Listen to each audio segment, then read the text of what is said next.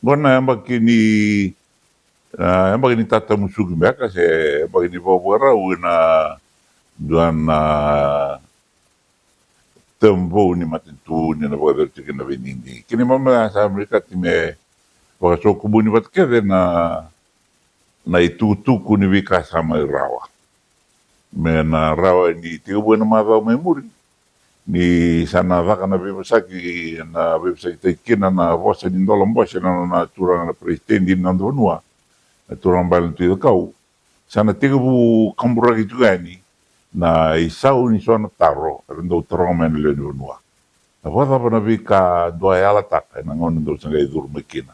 Sina kito nga na People's Alliance or to talanga na National Federation Party kerto na so dalpa ni kito andu yala la talanga na ngone ya karang ding tay kina so kito makito lai tigo na lomen bosalawa ka kito le levu kito ndo vata me velu taki na iluliu ni People's Alliance na ngono ko na wika ya sa waro tay tigo ye nimber na binding ya sabi na kati me na wo taki na ngava ni binding ke waka na kati me na vaka so asandu na kena committee ndo na kena commission me rei de lista na lawa ni binding na electoral commission karto wo tu mai me balata be so ke waka na kati me na vaka lawa se waka mbos lawa na vaka na kena lawa turi na bills na electoral reform bill mereka na electoral act amendment bills ana bika ana bina kat melak ana bika kat nga man indike bina yaw ni bobo wa tam sana num tu bit sa rotu chuka na yaw ni bobo wa ngo se me beso taki baka ndo na ka wa kito ala tau dokina na isong songo tolu ni kito na may sanga me beso taki na yaw ni bobo wa ni rono dolu tinta tolu me kito na tuku na sa yaw kito sa kauta tau manda na lo mo silawa kito sing rawata na majority ka ala tagi mai walawa na rono dolu tinta tolu ya me tolu nei kava ni mata dintaki na loma ni mo silawa kito na tolu na coalition partners kito sing na tolu nei kava sa mani tao ika na watutu na lawa turi. The bill was defeated at the second and third reading. Sa second raya sama ni kito nanuma me tarungi na matavilo elevo na Supreme Court. De dua tala na vanua ran na bobi na taiki na nangaw ni sala ni viso tagi ni awin bobulwa. Kakau dagi kinenduan na referral. Wata taro na matentu sa na cabinet kina mata velo elevu na Supreme Court me lewa man mai wata pa kanggo sa donu tiko baka democratic systems na yabu ni bago lewa ni rono dolu tiko tolu sisang wata pa na vei lawa eso ka tukina na vei tikina eso tukina membela na vei seutaki ni yabu ni bago lewa vei seutaki ni vei lawa eso sa siama tu kan dua matitiu kena vei maten tu tale vurvura karavanga taga tu na democracy mea buni non revelu taki se sianga nama ni lewa mai na mata velu ai leu na Supreme Court ni sianga ni tio kina na ngava so rende tukuna kina ni thriving democracy mea kasendo na democracy bulumbula na nonda demokrasia viti balate ni visu kitu na vanda na linga na vi lawa eso tu na lo mania bu bulwa sa donu kina men visu tai fa bibi ni ndike village na i vorao ni kana mai tambaki na bu bulwa no no do tin ka tolu kartu a turanga na matentu tu wa na ngone ya kartu tambaka sara kasi ni rao kina ndua na le ni uno vosa suru ya na ngona ka bisa kita cikin serto warau juga nama tu tamaka me lawa tu ni non do bonua ya na vi kai na kai timena ka rau iliu ni ber ni gai lei ya na ngau ni di ya na kai tu na electoral commission na supervisor of elections office ngomer na ba rautaka na binding na binakatimba kami baka ngangarataki na iwala ni hindi mata na electoral rolls sa rautatu sa tosu tiko na kinabawui kinarabadurumi na kavani na baginding tinkawalu nalomani biyambaki me tiko bumena rusul korua me mengo wada na dandra na sa mayali nalomani ngauna ya sa kautani na klani sona binding sa oti alo reikire ni ramai binding itu eso sara aliotie na binakati me na vangangata ki sara na kena dikevi me ka kweni tu eso sara ali na danda ne vola ni bula se tunga na danda na vola ni binding tenga iso kautumai na namba siangani nondra karamai tukuna siang bagani reidi bobina kana na nondra voter IDs sa raman linding sa na binakati me na boa kakata na tikina ya to na kakede na binakati me dakbo na kawalawa na kaimbreta na constitution na binakati me viso takin lumen buslawa wata ke norto bobarau na wala na bindidi bina wale wa sa ando lengo bulmay na di bingu mowi te usar tumay na ngonin gito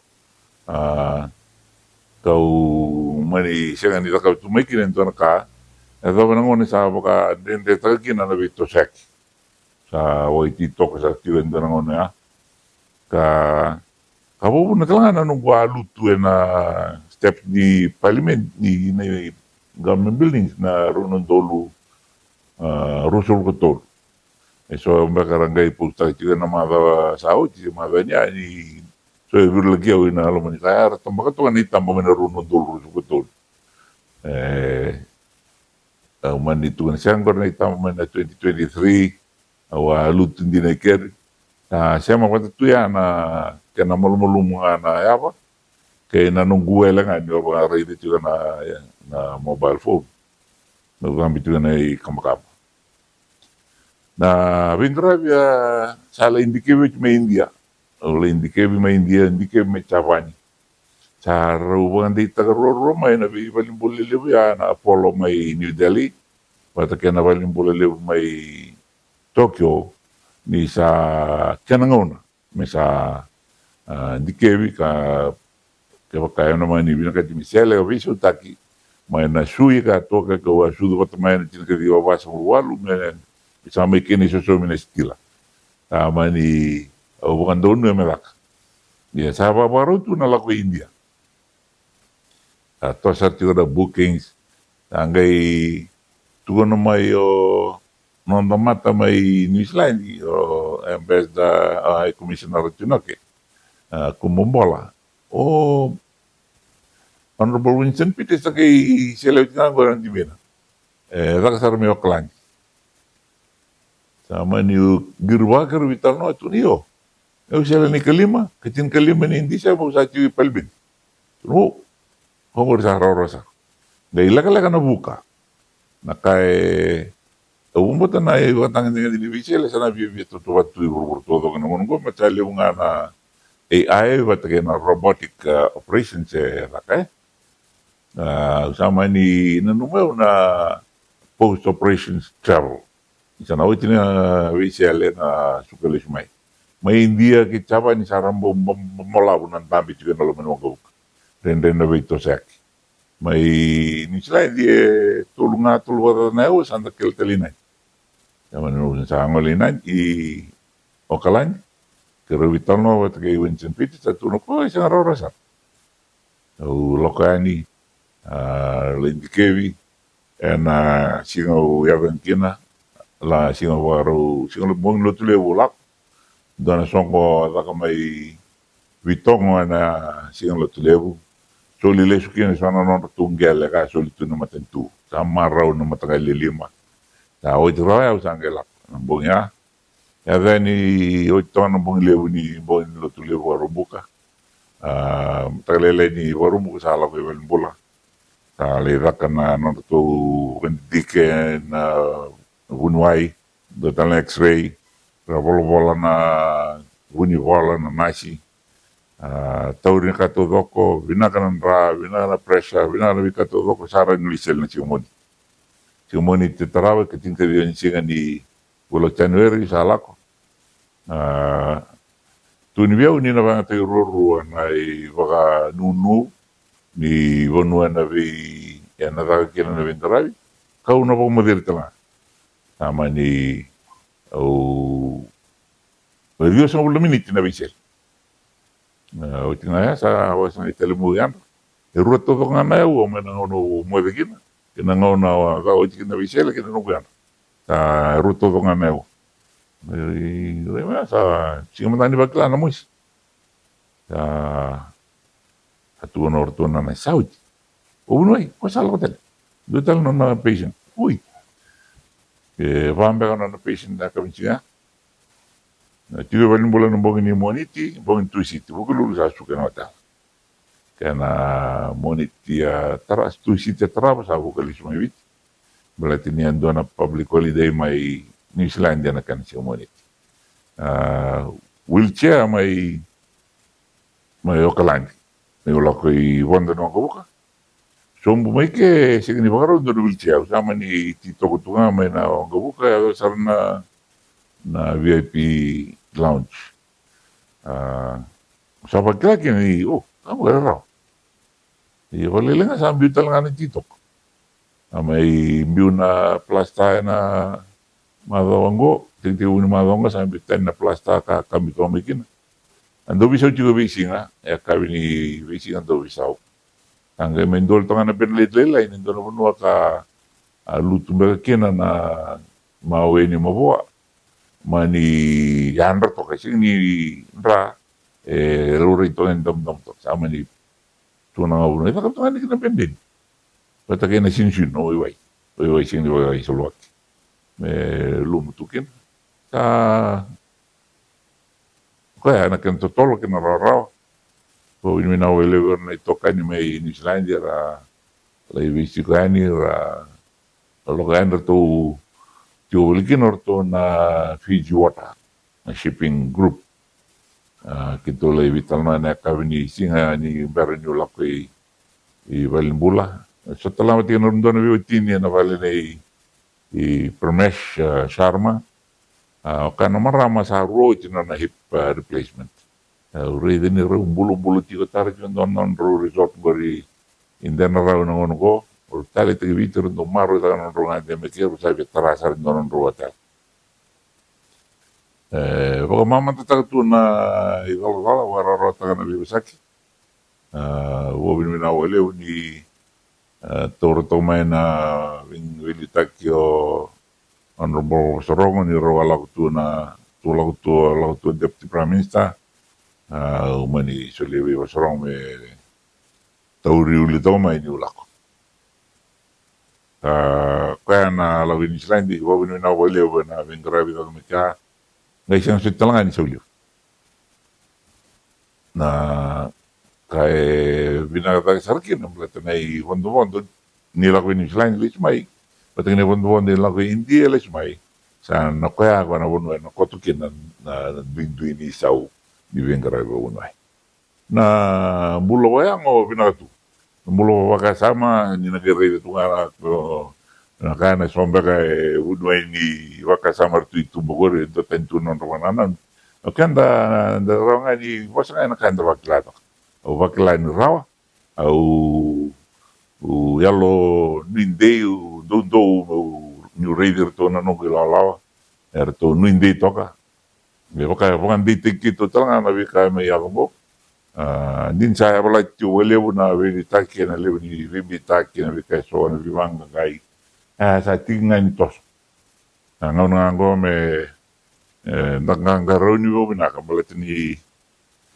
daw so ngo na nanum tunga na matentu o numuka ngor ni wala ka na matentu siya ninda nanum yuriti wale na dintikan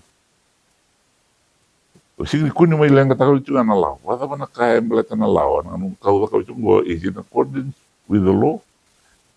Doon me tumanda naman na numero na dintikan naman di aron nitikan naman. Am I not betraying their trust? na kau kau tunggu na bukan di tari tiko na non rabito koni sa siya. So, nindo may lutu, you're not letting the government down. You're letting your voters down. Ni waya more intimate, wala kasara na kanawakasam take, bimbi da kabikan. Sarang na eubiyong man, chulo ba no dulugo. Kendo na lenga baka may adubyo lomgo. Sa hambali biyaw na nonra kana may mamuta kina nonra bibong bauti karanding taki umakin. Binaka. Au bimina wale ni dunia ono ya. Eu duro matigalu na ono sa ulwan. Au tiro sa ulwan ba kira may duro maramiki. Au gela ko ini sila hindi na ono sa ulwan. Tatuer na Women's Royal Army Corps. Pernah elewar tu ina lama ni matigalu. Itu orang itu na nursing corps, na medical corps. Yo sama tangan na ina matebalu. Itu na infantry, itu na artillery, itu na armored corps. Itu na logistics. Itu na bitambah na ken.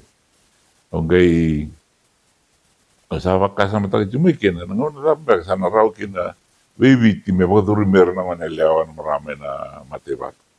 Sa ngono sa may value takin nam sa gitu ngo sa nga ngo iliwo ndo ba tutu nga ba tutu ver na value tak ngo sa lewa sa tuno ver tuno staff office no na do indikaba laura na facilities raw ni ramay pambari nga na bunon to pambari kina na tanganin do durmay dapat so na modifications men zaka atau tu ni rawa ya ba na engineers baga raw taki na bika ino dono me baga raw taki na beletir na manelawa sa tukun ni rawa sa rakadi bisara tambaki karadura ino rto na lewida sa watungori so bertoli atau sa may tutulilew siya man ni siya magalar to na numutu na rto na rawa sa siya iya vei va kurumbuy taki na bika rawa tayo na ngona era durukina na vichul kwalu mega wachuma na ngono go wala sul kwalu mega wachuma na ngono go sa warung viti sa vilita ke na vitambana ni mateval viti sa levo itabisara na vitambala ni mateval vitang makina United Nations na senior staff appointments arlitorika senior staff and command appointments artore viti ya sarang na tutu sa media ni kampanye na ono era magari siya sa luriki na nila. Napunanda na numenir na siya niya ko saan. Iya salvat itu na kini tos ke buru-buru na ngona sa lama talaga may naulutang ang bimbi ni gender consideration, gender equality, alay gulmikin na nabilawa so ni matambo siya libo ke buru-buru na sido na Convention for the Elimination of Discrimination Against Women. And doto na discrimination, na rin luray ko discrimination, andira elan itu ni rasing ni dura na matewan. Kitong gimana ka na sido imur, ni sa durme na matentu. Iyo sa dolabara na katuba, enalom na matewan. Tama Prime Minister, usang kay Vatara, mera deploy overseas.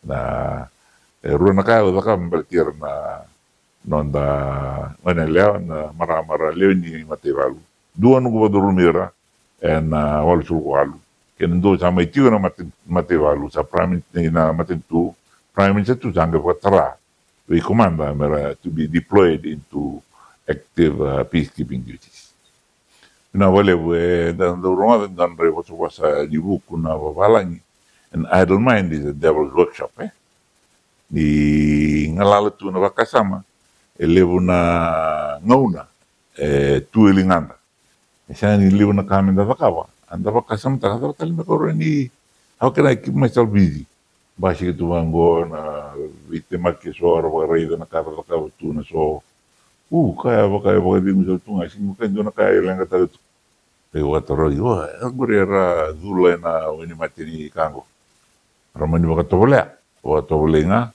salai lawo binawer sana mani edo sa ngone sa sengen ngai lewa irrokin sa lewa irti na kara ya me bakani bang tai tu na idula me bang de tai tu na ngone matugo e bisul tai tu na idula So na dulu juga sa ci grovir na mati na HIV.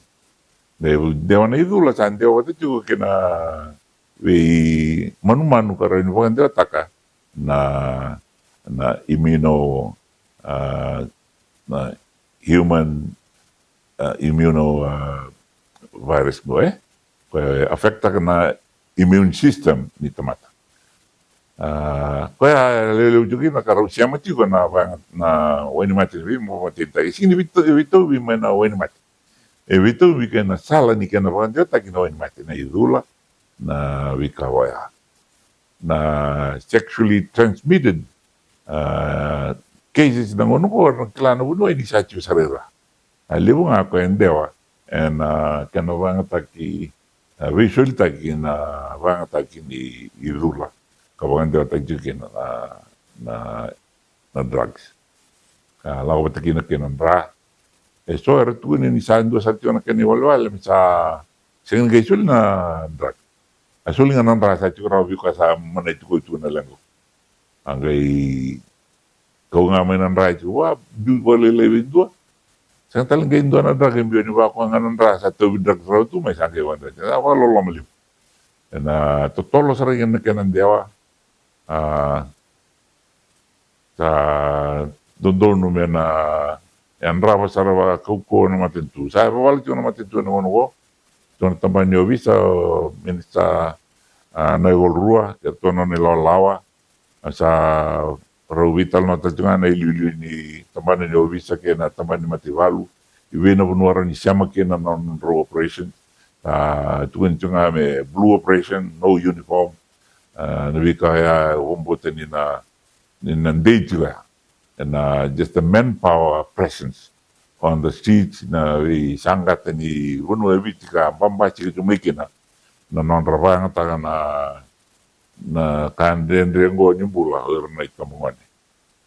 Do talanga nango wano ni revoluti na ame rambaliw talanga na vingrabi ni Mativalu na ubisa kena wi tambane soren ro wi tabi tagi kena na itamungan na technical and vocational education and training TVET na nonra huli darak na itambangan me wale utai na tambane ta baka maten tu tai ke bukan dono baka sama ta ke ka ko ni kilakasa mi tagi ni soera da ka bi ko lawaki ni ra me baka ambaka la inde tu ken tu toso na tambana ni huli darak ngo berto na Polytech Pacific Polytech so radio tu kanggo rindo na libungan tu bibo beli tu kan so ni wani song ni lotu sana kawai tiko kina na gombe ke da we lau tu kina matin tu yer lai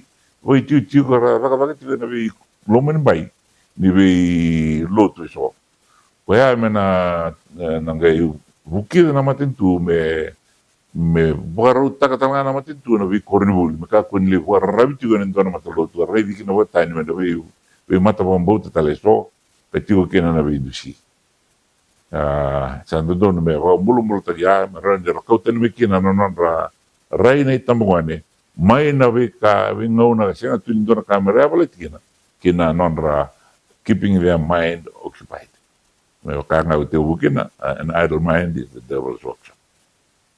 Wina wale so era rai de tonga na ronga na dola na back to school grant ni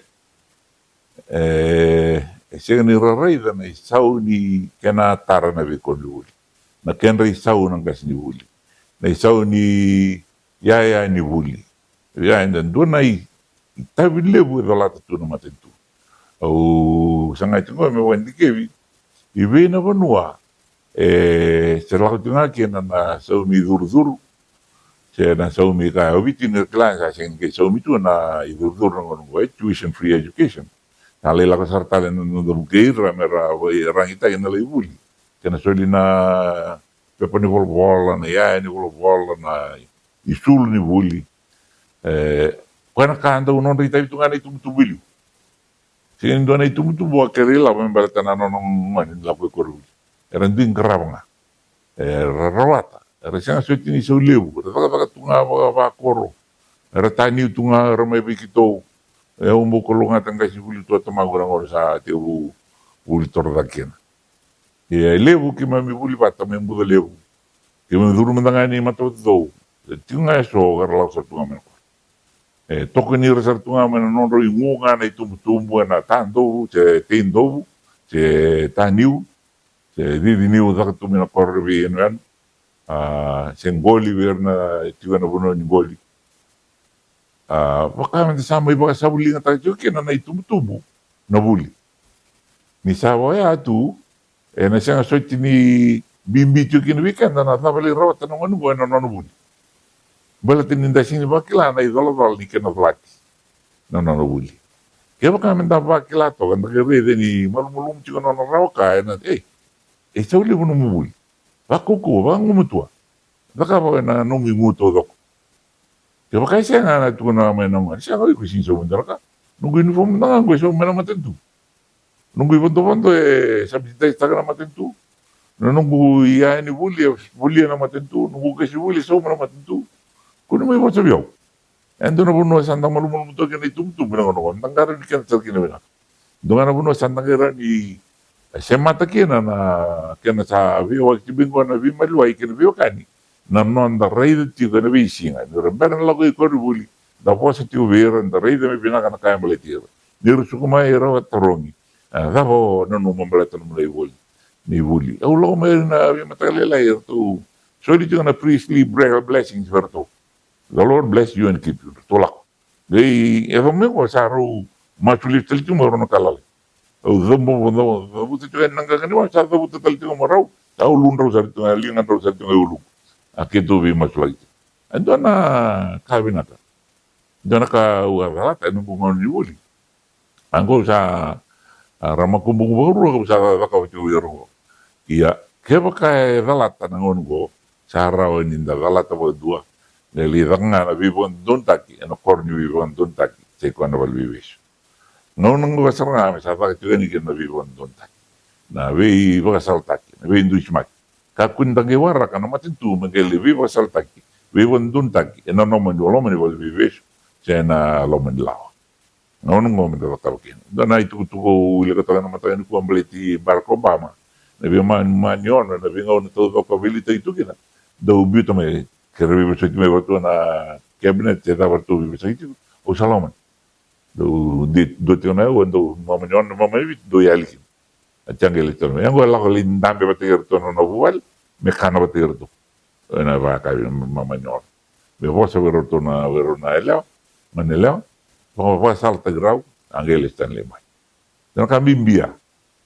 Au wa bina kata ti na mandra bule so na tumtum ko sara da ka tinga mai na iwa roya.